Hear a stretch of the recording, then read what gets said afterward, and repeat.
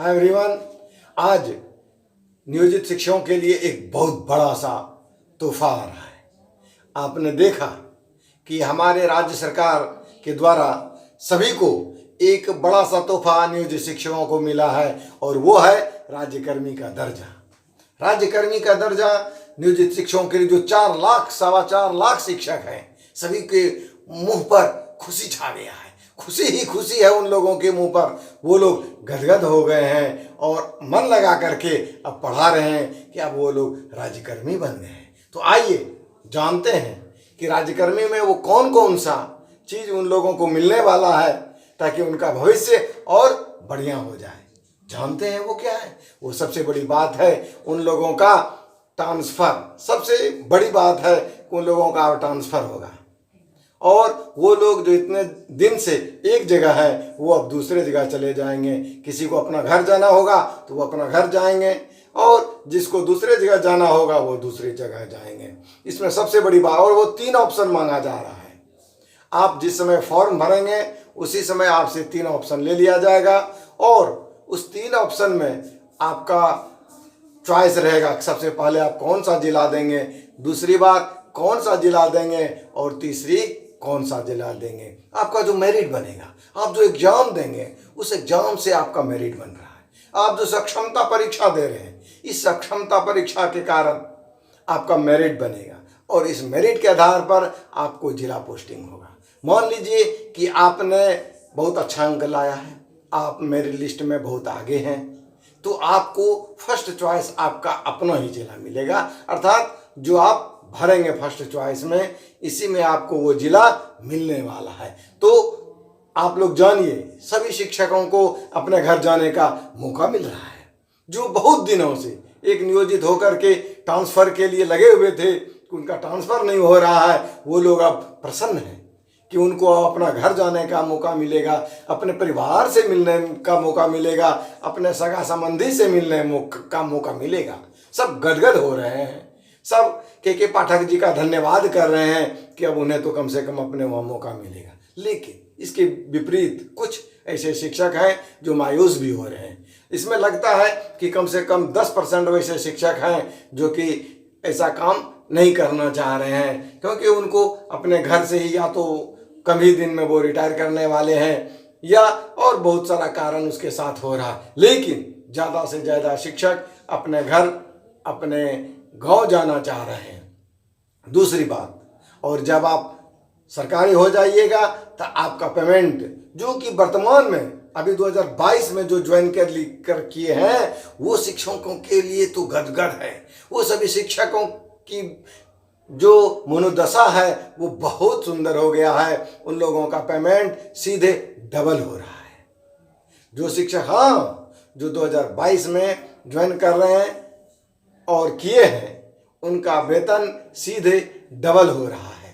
तो ये दूसरी खबर आ रही है छन करके कि उन लोगों को कम से कम, सभी शिक्षकों को मिनिमम 10,000 से लेकर के बहुत ज़्यादा उन लोगों को 12,000 15,000 गिनी का कुछ ऐसे शिक्षक 2006-07 में जो ज्वाइन किए हैं शिक्षक, उन लोगों को ज़्यादा फायदा होने वाला नहीं है। लेकिन उनके लिए एक है कि जो बहुत दिनों से अपने पुराने जगह पर थे और अपना घर से वो दूर थे, वो अपने घर उनको जाने का मौका मिल रहा है। सबसे बड़ी बात है कि जब आप नए जगह जाने वाले हैं तो वहाँ जो भी लोग हैं, आपसे पहले आप जब परीक्षा देंगे उसमें जो मेरिट लिस्ट बनेगा, उस मेरिट लिस्ट के आधार पर आप जिला का एक कैडर बनेगा।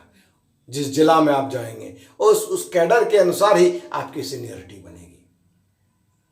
और तीसरी बात, आपका भत्ता भी उसी तरह बनेगा जिस तरह से बीपीएससी टीचर का है, सेम यहाँ भी वही मिलने वाला है। इस दोनों में कोई भी अंतर नहीं है।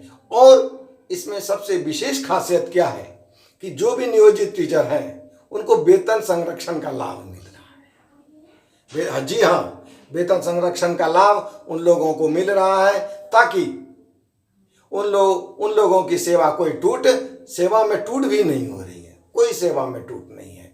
वो लोग जिस जगह पर ज्वाइन करेंगे वहाँ पर वो अपने जो पहले से कार्य कर रहे हैं उनसे वो आगे रहेंगे, उनसे वो सीनियर कहलाएंगे। और दूसरी बात, अन्य वेतन भत्ता जो है सभी वेतन भत्ता पुराने बीपीएससी शिक्षकों के बराबर ही होगा। तो हाँ, नियोजित टीचर के लिए ये सबसे बड़ा सुनहरा अवसर है कि वो लोग सक्षमता परीक्षा, हाँ अब इस बात का भी खबर आ रही है छन करके कि ये जो परीक्षा है वो अब कौन लेने वाले हैं।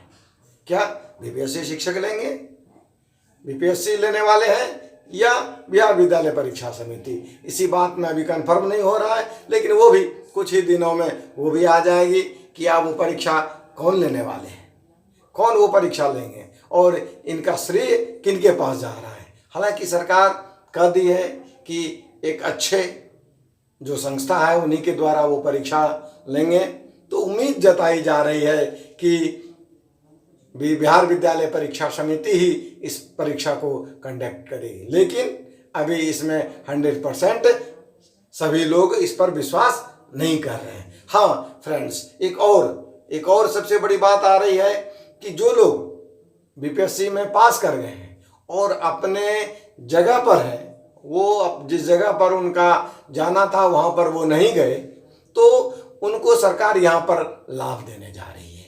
वो लाभ क्या देने जा रही है? वो उनको सक्षमता से दूर रखेगा, उनको सक्षमता देना नहीं है।